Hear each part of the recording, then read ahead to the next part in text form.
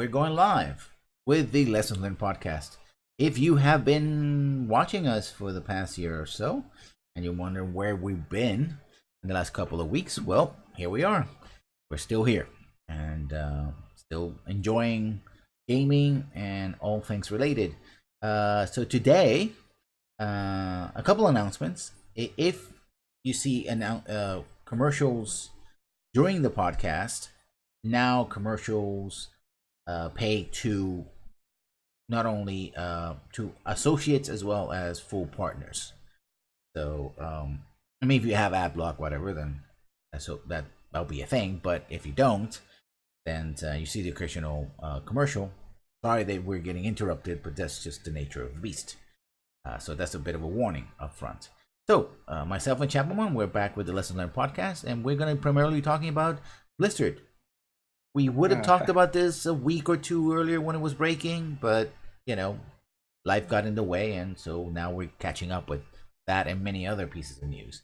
We're not going to try to cover 2 or 3, nearly a month's worth of news. Of course, that would be a bit too much, but we'll try our best to cover it to the basics. So let's start with the news.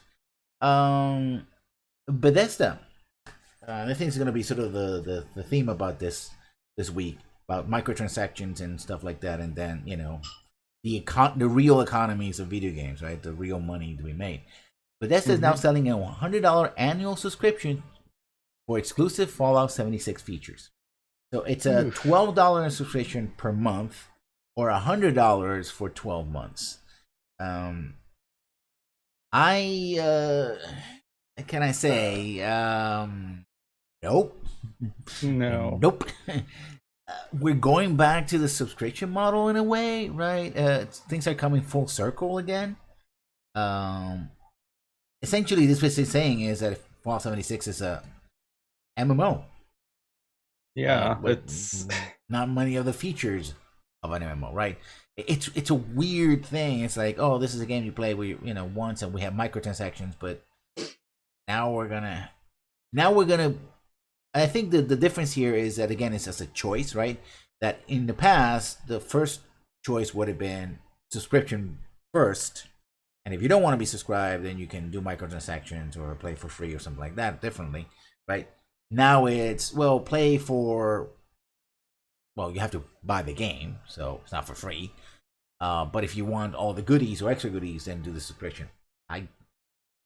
It just, I think, shows not only the conflicts within Bethesda dealing with Fallout 76 and trying to keep it alive, keep this game as service, but also sort of convoluted aspects of game as service. And it just feels like we've been here before and it didn't work. I don't think it's going to work now. So that's like the equivalent of $8.33 before tax a month to play.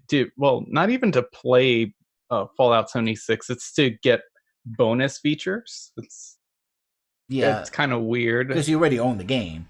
You get a private room, sort of. Yeah, I guess you get like almost like a private server. Yeah, to do that, and it's like, oh, okay, sure, but isn't that just me playing with? That's basically saying, hey, wouldn't it be cool to have a multiplayer Fallout 4? Right. Yeah. Right. Essentially. So, Bethesda. It's just, and of course this is on top of all those other features that keep getting sold, like the refrigerators, the repair kits and stuff. Those are all microtransactions. And then of course they canceled not canceled. They delayed the adding of the NPCs to the world, because essentially players were supposed to entertain themselves. Yeah, and which is not a bad idea if you're playing Minecraft, but it doesn't seem to. I mean, I think it would have worked Fallout 4 if they had taken the construction aspect of Fallout 4 and really that had been the core of Fallout 4, but never really was because of the story and a bunch of stuff. So yeah, this is just a mess. It's like I was gonna say, they haven't released it like an expansion pack yet, have they? Not really. Not that I know of. It's all over the place. So yeah, it's the game for what you paid at launch is bare bones, and Mhm. now they want you to dish out more money. Yeah, here's a table from Kotaku.com on what you get. Your membership benefits: private worlds, a scrap box, unlimited storage for crafting components in your own new trap box container. Artificial, as Jim Sterling pointed out, that's a problem created by the game developers because they want you to buy this stuff in order to have unlimited storage. The engine, which goes all the way back at least to Skyrim, doesn't have that limitation. So, survival tent, a new placeable fast travel point with stats, sleeping bag, and more than for your basic needs. That's something you could have probably built in game. Atoms, of course, in-game currency. So you're paying a monthly subscription or a yearly subscription to get a limited amount of in-game currency, which you're gonna probably need more in-game currency while you're paying. Ranger armor outfit, an iconic Fallout outfit exclusive for members. That Rangers go all the way back to at least Fallout 2. Icons and emotes pack. Yeah. So yeah, cosmetics. I was like, There've been some, the article points out there've been some new quests and meat theme events, but not real fixes to the game itself. So there's that, and also we'll include Fortnite style season battle passes. Comparing this to Kotaku just calls that out MMO, right? Actually calls it a deliberate, not quite Fallout MMO, not quite proper Fallout game. That's the term they use, and I agree. They compare it to World of Warcraft, which is still subscription model at $15, and Netflix, with a price increase, costs you $13. So you get far more for those things.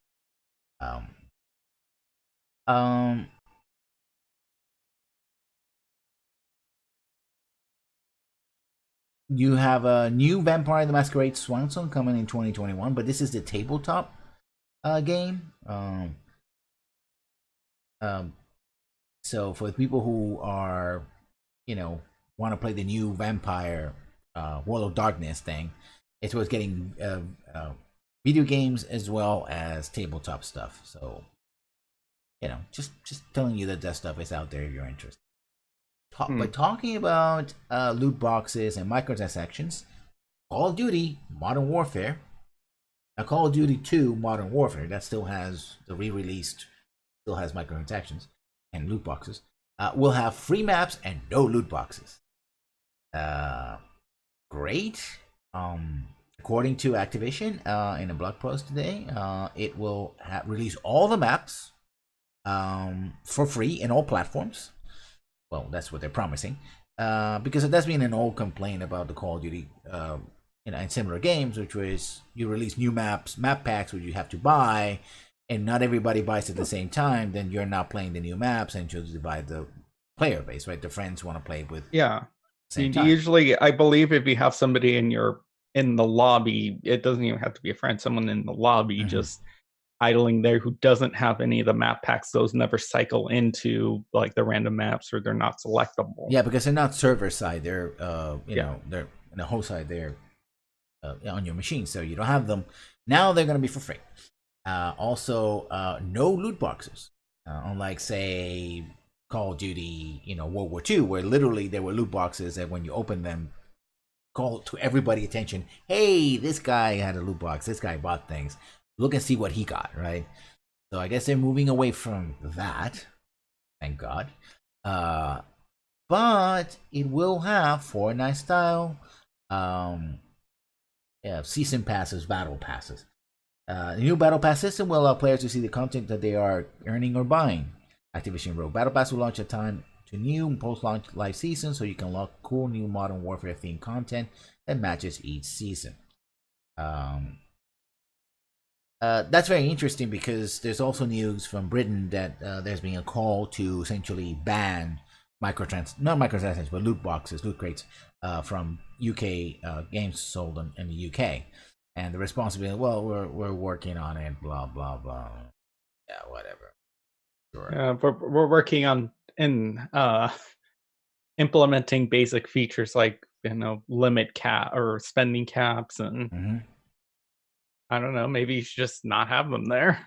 That yeah, but as we're gonna be talking about later, that's not a thing. Willing to entertain.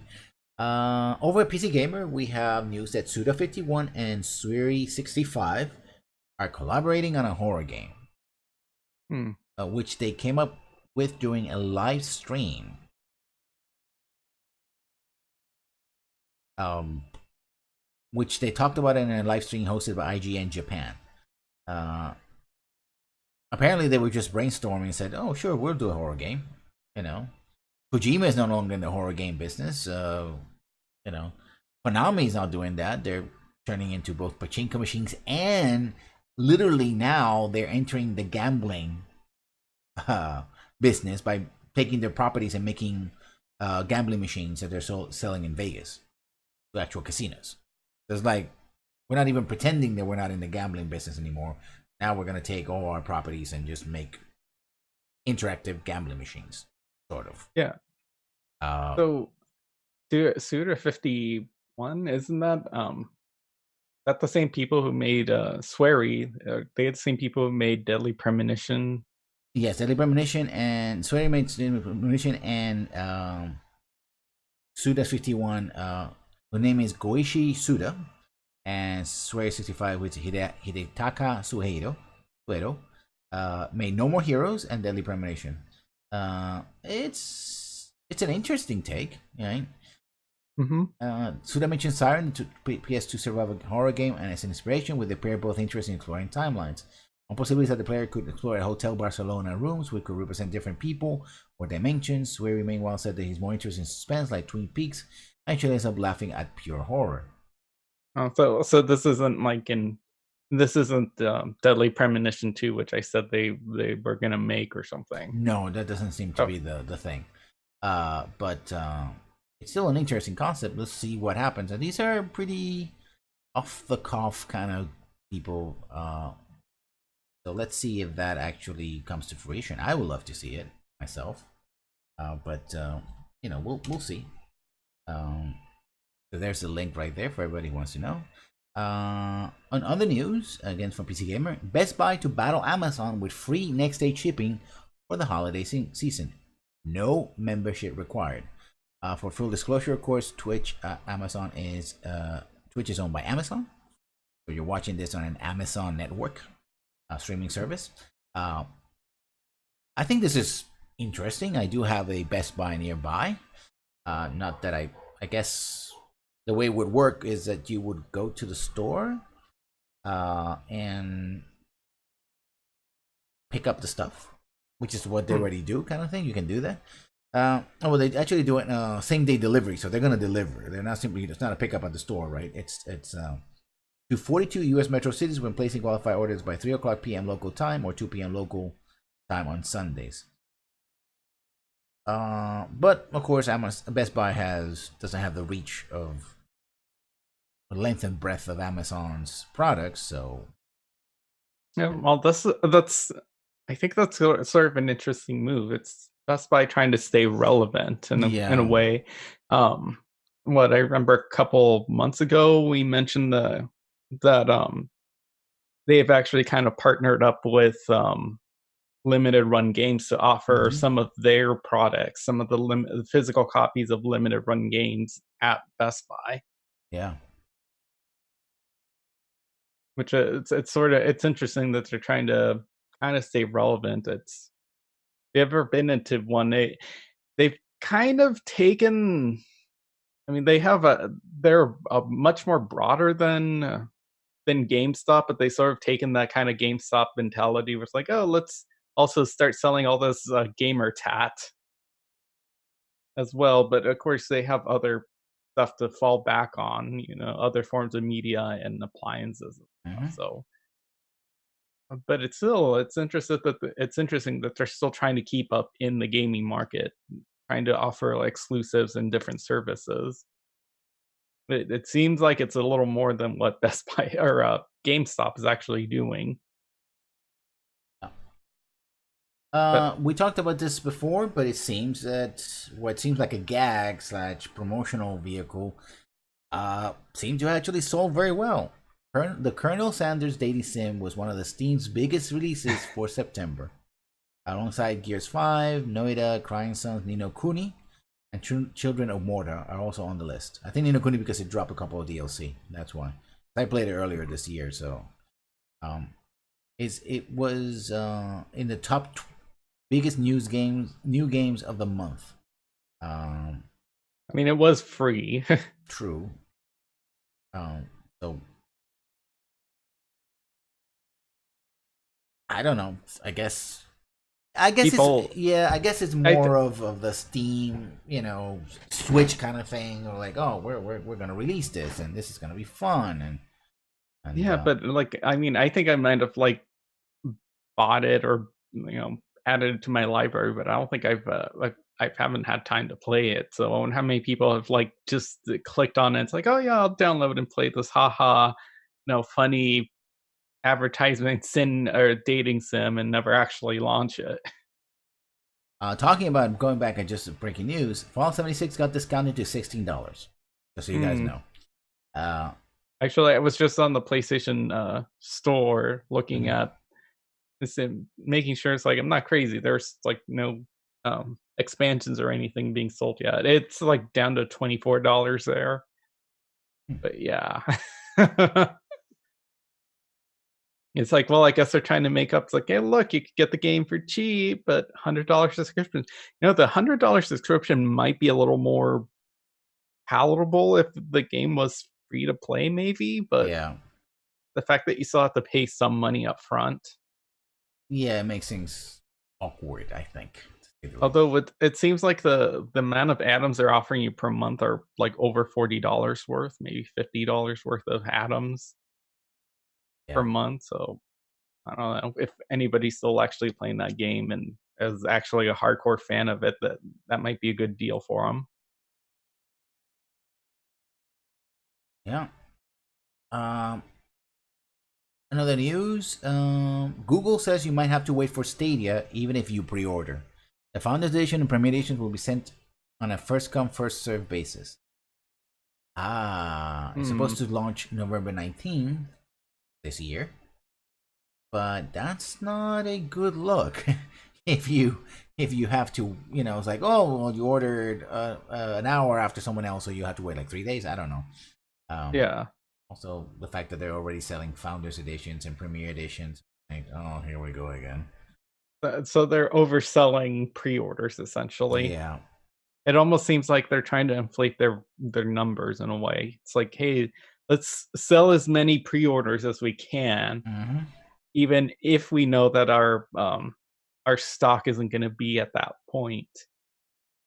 Essentially, what they're saying is, Founders Edition will only start arriving on November 19th, and you might only get to play starting at 9 a.m. PT Pacific time that day if you were one of the first gamers who pre-ordered.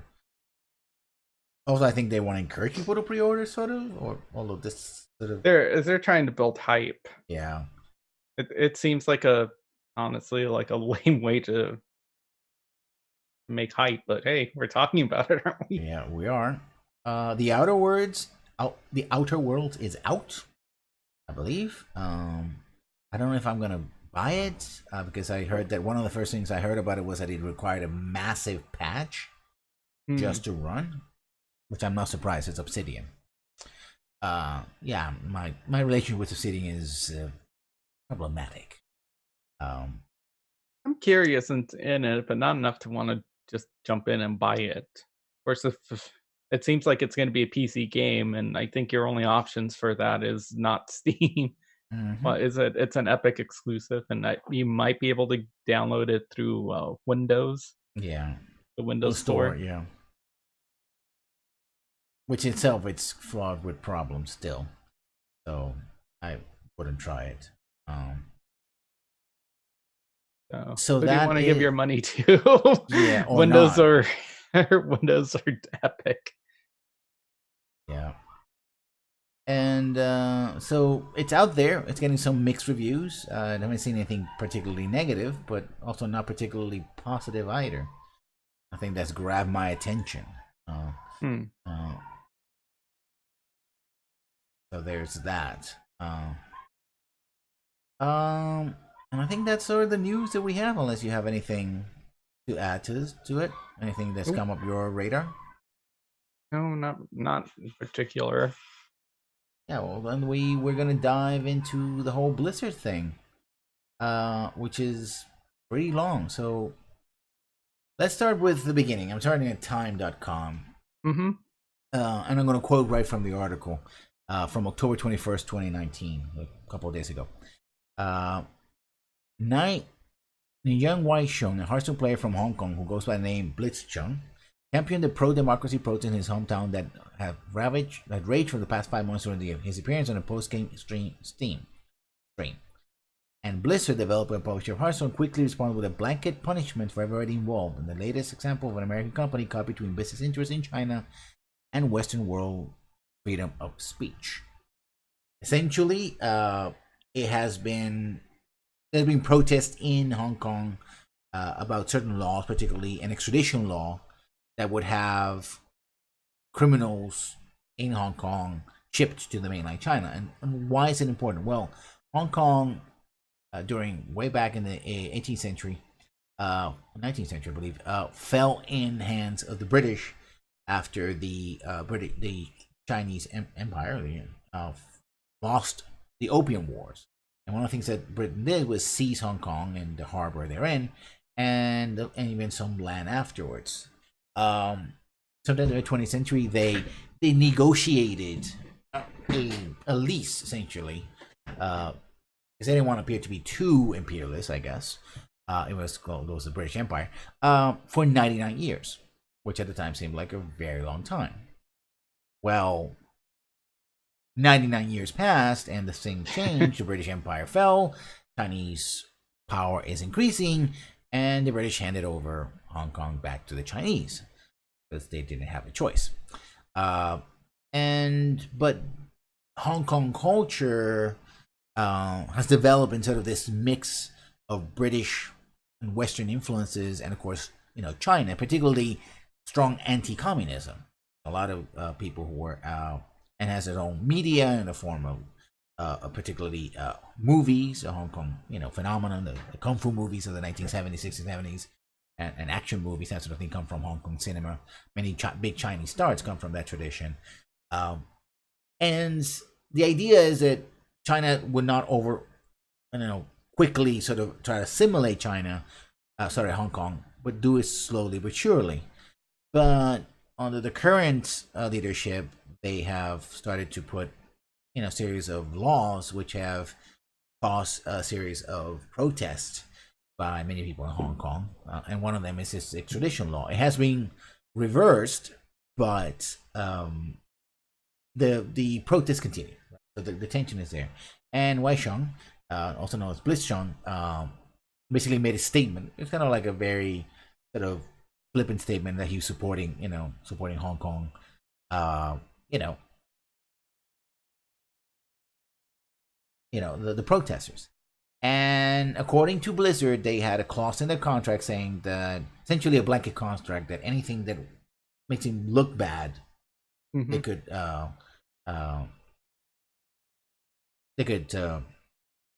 slap him down.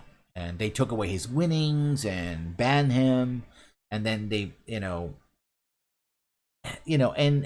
the way it's been handled by and I'm going to put a link to it, Time article, because it basically keeps a good track of how it's been progressing so far. It's been very bad, but and we were talking about this before we started the program. We have sort of talked about this before, but we talked about this stuff mostly from the point of view of games themselves and gaming developers and content in game. And also we talked about the influence of China, which is what we're talking about here, in sort of theoretical rather than the practical, right? Because the fears were that things, either Tencent, for example, which is a very large investment company, a Chinese venture company who's bought a lot of stocks and percentages in many companies, including Activision Blizzard. They own about 10% of Activision Blizzard. Not a controlling interest, but a significant one. That they would be controlling, China would be controlling what, at least to this day, is still very much a Western market, right, of video games, and censoring what people can see, etc., and what have you. I mean, this is apart from localization and different games being adapted to different things. Now, one of the interesting thing is that this was done not because Hearthstone, for example, had imagery that would be considered to be unacceptable in China. Right? It isn't the game itself. It's a player on a stream or post-stream, gameplay stream, associated with Blizzard and Hearthstone, who made a personal political statement, right? Yep. And wonder, well, why did Blizzard react that way? Well, the simple answer is money.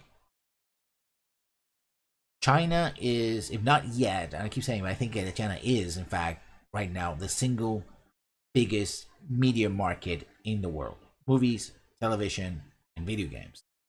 A lot of the microtransaction stuff that we see today, it's fueled by, players around the world, but particularly Chinese players, and South Korean players, and Japanese players. So the Asian market has always been, and we have to be careful with the Asian market, because you're covering a wide area and millions and potentially billions of people. One has to be careful with these blanket statements, but sectors of that market have been very friendly or even have innovated when it comes to microtransactions. And so it's something that it's a cash cow of companies like Activision Blizzard. Again, the article mentioned that it makes 5%. At each of the largest gaming investment company in the world, China's Tencent owns a 5%, not a 10% stake in Blizzard, according to multiple reports. Tencent also has partnered with Activision Blizzard on purchase of Call of Duty Online for the Chinese market. Activision Blizzard is one of the largest companies in the gaming companies in the world, with a revenue of $7.5 billion in 2018.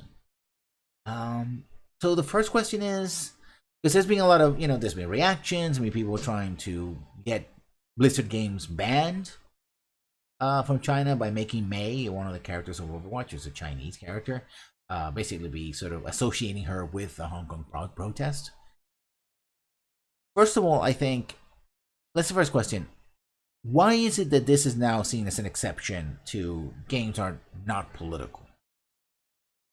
Yeah, well, because it's not in-game content. It's more of like the esports scene and the policies around a company, not the game itself. So I think that's why we haven't been seeing everyone stop trying to put political stuff in games.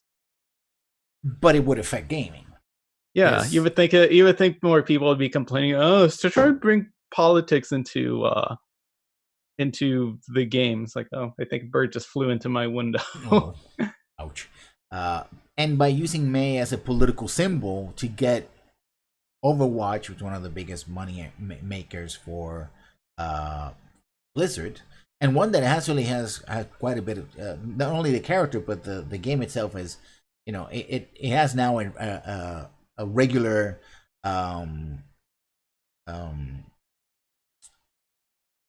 basically event, start of year event, which is the Chinese New Year, and this big event in Overwatch, right?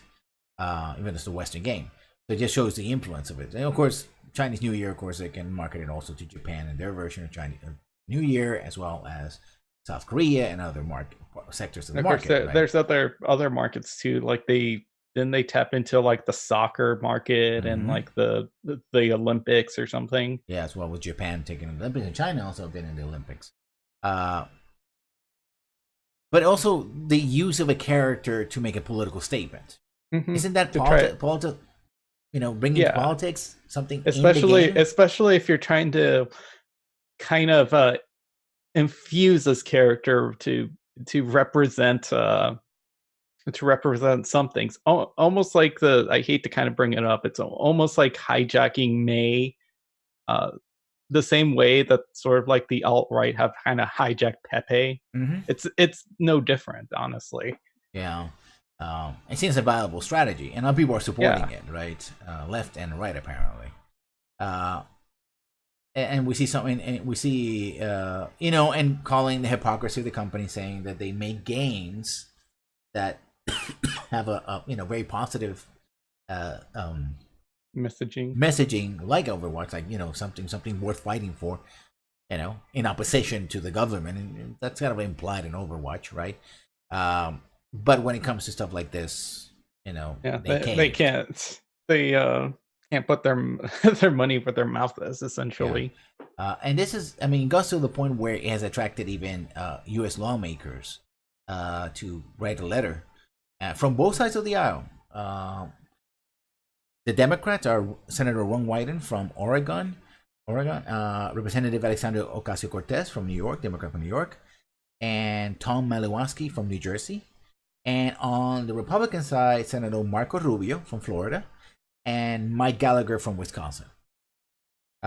Two senators and the rest are representatives. It's a letter. It's a strongly worded letter. Right? It has no weight of the law here. But the fact that they were able to consider it to be important enough, and this is from Ars Technica, by the way, so you want to see that, a link to that letter, you can find it in this article. It speaks volumes of the sort of culture zeitgeist around this. But there's a thing, and there's something we talked about a lot about this year, about the law and microtransactions and the attitude of companies. It's very interesting when it comes to Western governments. The attitude of many of these companies, including Blizzard, is like, well, sure, well, you say that this is gambling or could affect children, but we say that you're misunderstood. And here's a couple of thousands or even millions of dollars worth of campaign contributions and lobbying fees in order to make you change your mind, right? And they go written and say, oh, they're not loot boxes, they're surprise mechanics, But when it comes to China, even the idea, because this wasn't another thing. It was the Chinese government didn't say, at least publicly, nobody in China has talked about this subject as far as we know. It was something that Blizzard did preemptively. They preempted criticism from the Chinese government to do so. So to me, I think the dichotomy here is that in the West, right, corporations, including video game companies, particularly in this case, video game companies, when they treat politicians like, we pay the politicians so they will let us do whatever we want. In China, you have to beg permission if you want to be even let into the market, right? It's the same situation but completely reversed. Like, oh, in America, oh well, we'll lobby and do this and that, right? And we'll ignore the law as much as possible, even when dealing with the European Union, and we'll sort of try to weasel our way out. But when it comes to China, we're not going to risk it, because the idea is the Chinese government is not going to tolerate any company imposing its will on the Chinese government. And of course, we've seen evidence of that too with the NBA and South Park. South Park recently did something like that, and of course, Apple actively not. It's not like they were pushing it, but they allowed an app that helped, I guess, protesters avoid being tear gassed and stuff, and sort of like use it as a form of communications. And yeah, the Chinese market pretty much like, nope, you guys are pretty much ostracize them from their market. And it seems to be, again, reading from the Time article, it seems to be a bit of a schism. Different companies are acting in different ways. For example, Riot Games very much send a letter to their esports competition saying, reminder, don't step out of line. Try to pull a stunt like that, we're gonna put you down. But Epic Games, which actually Tencent has more invested in Epic Games than it does in Blizzard, founder and CEO Tim Sweeney said on Twitter last week, Epic supports the rights of Fortnite players and creators who speak about politics and human rights. Yeah. And also, and there's another weird angle of this. Blizzard also canceled a New York launch event for Overwatch on the Switch. Mm-hmm. So I mean, this is very weird. And that is, I think companies they have. I mean, this actually went back to the battle between Google and the Chinese government. Google basically started saying we want to do whatever we want in China, and China said no, and we don't care. We don't need you.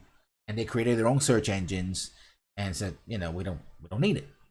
Uh, and they lost that battle, right? And I think that sent, and this is a reminder that video games, video games like to position themselves as being part of entertainment media, they're first and foremost tech companies. They're Silicon Valley, not Hollywood Hills. Mm-hmm. Hollywood has always been dealing with China and with different countries and different standards for decades. But the tech industry, particularly video games, aside for a few things like you're not supposed to put swastikas on games that are sent to Germany, and I think that law was changed recently. Not that they're still not prohibited in some ways, it's just that there have been some changes to the law. Aside from that, essentially localization, they never have to deal with such a stark, imposition of who is in control, right? For the most part, and they don't know what to do with it, right? But they certainly don't want to be cut off from the market, right? And that to me, especially what I think, also says how vulnerable Activision Blizzard might be. Yeah. Right. So I mean, the way I think about it, it's like, so Tencent has like a 5%, which doesn't sound like much, but it's not that 5% investment stake. It's that entire market. That market must be worth a lot, given that video games, I guess, as we know them here in the West, is a relatively new thing in China, at least to be mass appeal and to be open, not for people who've been like importing and smuggling them into the country or whatnot. So it is pretty much almost like an untapped market. And given that China has such a high population, they're over 1 billion people now in there. I might be wrong. Yeah, 1.2, 1.3 billion people. Yeah, so that's a huge. That's what, like, I want to say, what, like an eighth of the population of the world. Like that's a burgeoning market. So I can see why they wouldn't want to lose access to that market. Yeah. And well, not only that, I think we always talk about earlier this year the financial woes, especially when it comes to stock, that several companies, particularly Activision Blizzard, has been taking on different hits earlier in this year. And this is from CBS News.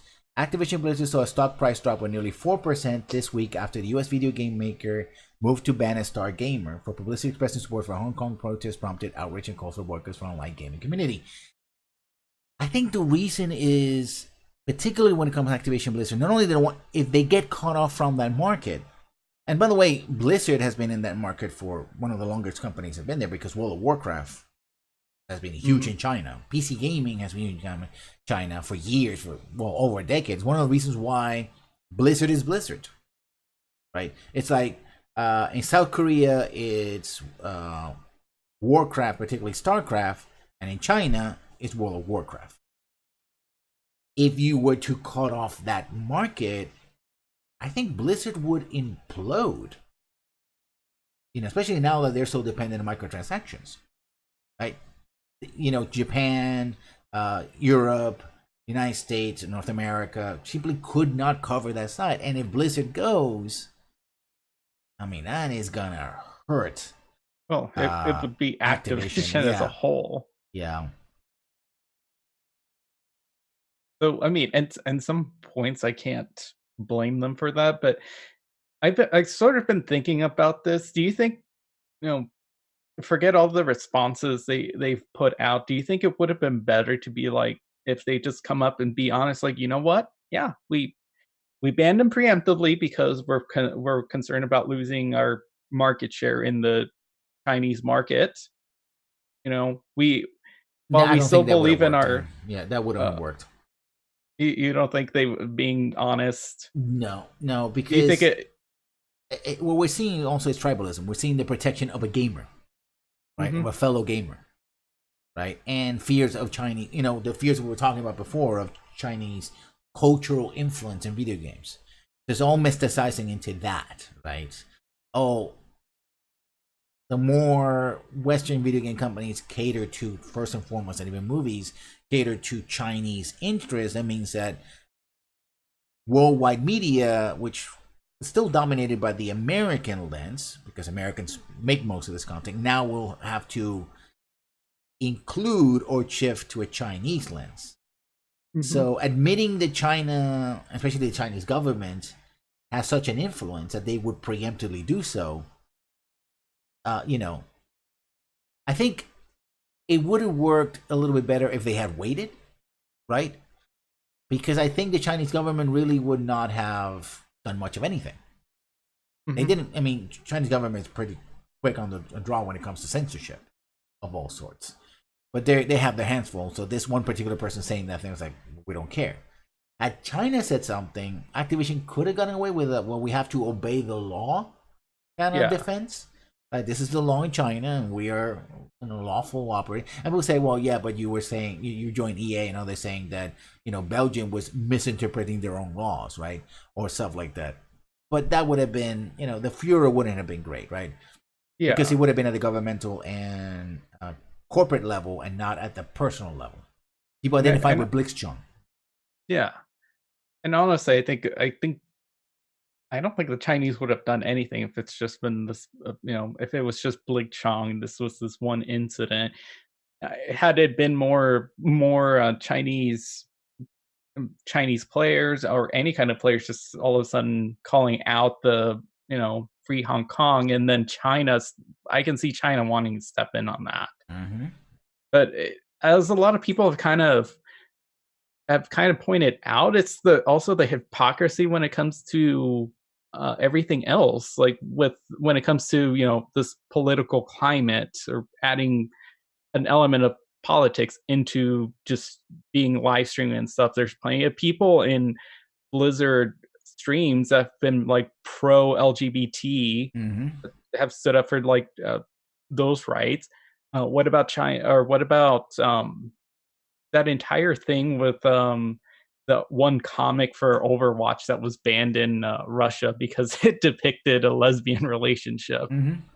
I mean, that they had no problems, I guess, like standing up to their convictions at that point, because I guess the Russian the Russian market isn't as lucrative. So Yeah, I mean that's the thing about being woke, right? And gets into, and I'm probably getting into my other channel, which I'm actually yeah. making videos about my older Ralph S video. But I did talk about recently about a video about the socioeconomic divide, where Hmm. it's safe to make social statements, but actual statements that have economic impact, those are very dangerous. I mean, these are companies that want to make money.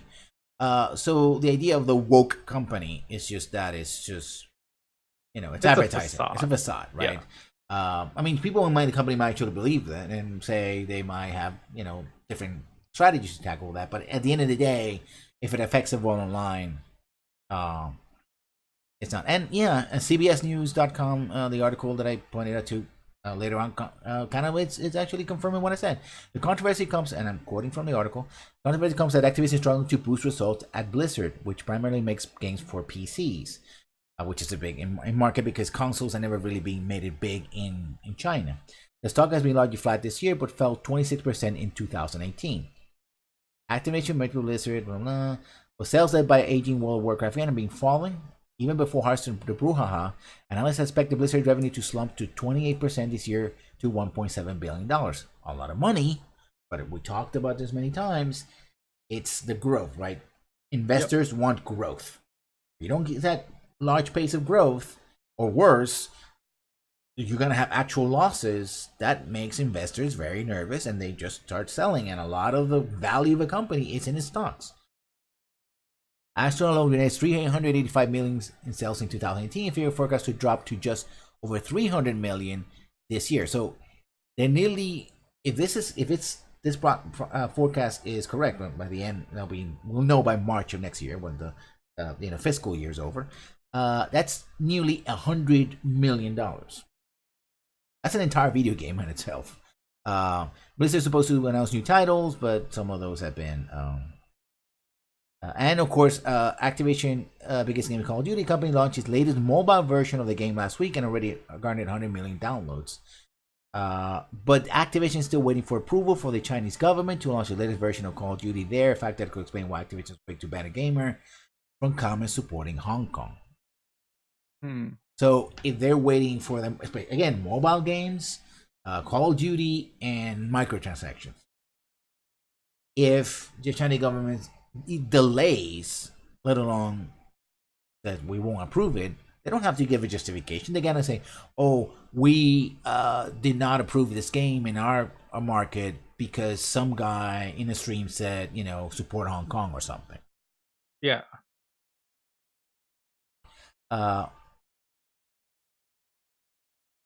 Candy Crush, blah blah. Another big maker is Candy Crush, which is expected nearly to make $1.6 billion in sales, or about a third of Activision annual overall sales. And we'll also talk about NBA and stuff like that, which, by the way, is also big in gaming as well, because we have big gaming NBA games. Talk about them as well. So it's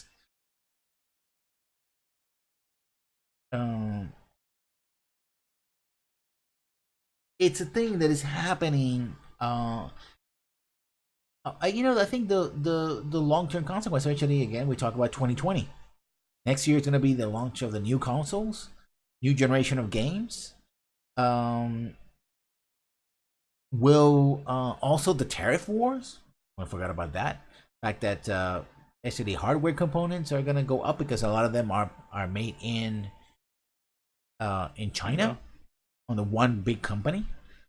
Foxconn. If the prices of making, and it's interesting, Foxconn is a Taiwanese company, but its headquarters in Taiwan, the Rebel Province, as is known in China.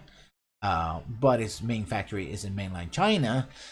If the prices of making, consoles, your next Xboxes or your next Stadias or your next whatever goes up because of continued tariffs, that means less units sold, which means less players, and also includes mobile games because most of them are in tablets and in iPods and stuff like that. Not iPods. Nobody's making iPods anymore. iPads. And as well as all kinds of phones, whether they're iPhones or Google phones or whatever, right? Samsung, whatever. So it's like, right?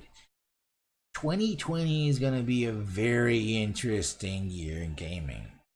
It's going to be a crapshoot. I don't know what's going to happen. It's on top of the political unrest in the United States. Yeah.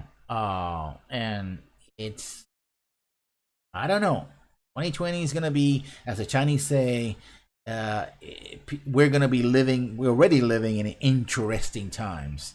Yeah. But that's not a proverb. That's supposed to be a curse. So I don't know. Right now, I don't think we can make any predictions. I wouldn't dare to make any predictions.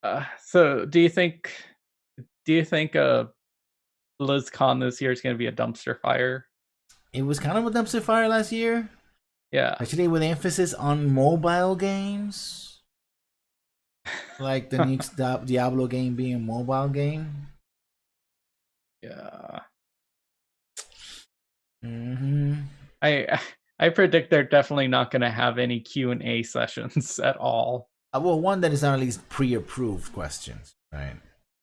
Yeah, at the very least. Yeah. I would be very surprised if they would even take that risk. I mean, you can screen people all they want if they can hide their intentions really well of what they actually want to say.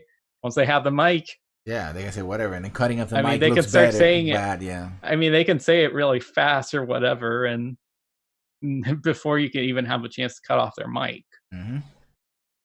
And it's not a matter of saying it, is that if you put, the company in that position and they cut off your mic, whatever, then it looks back because you're not letting them talk, and et cetera, et cetera. So it's just putting them in that position. We might see protests, we might see cosplayers, because already there are versions of May which are in the red color, red, and the flower of Hong Kong. So yeah. So my biggest thing though is, do you think players really care? Do you think all these people that are upset actually care about Hong Kong though? No, I had to say no. Yeah. Again, it's more of we have to protect ourselves, right? This tribalism of an attack on gamers, and this is we need to defend ourselves, and also the like grievances against Blizzard for other things, right? Yeah, and that's kind of sad because I think I heard maybe today's like, people were erasing their their Blizzard's accounts and stuff. It's like, what good is that going to do? That means you already gave them money, and then you're probably going to end up crawling back, remaking an account, and buying these games again anyways. Maybe, but again, when you talk about investors, it actually makes some sense, because install base, and we talked about this, it's an important number. In fact, Blizzard has gone out of its way to make it almost impossible people to deactivate their accounts, which is, one could argue, is data theft. Right? I mean, they already have the copy of the data, but the fact that you continue to give their data once you log in, or they're holding it. It could be illegal in some places, like in the European Union, right? In some jurisdictions. But the fact is that install base is important, because when you say, oh, we predict how many sales we're going to make, it's like, okay, one of the predictors is your current install base, even if it's inactive. I mean, it's better to have the active install base. So it's by categories, but one of those categories is potential users. And if people are fleeing, they're like, well, they're already mad with you, try to recapture them, even if it's a temporary thing. And like I said, I think it's more of a series of grievances people have with Blizzard and Activision. Isn't that sad, though? I think that's sad. It is sad, but it is one of those confluences that we see, right? We see this happens.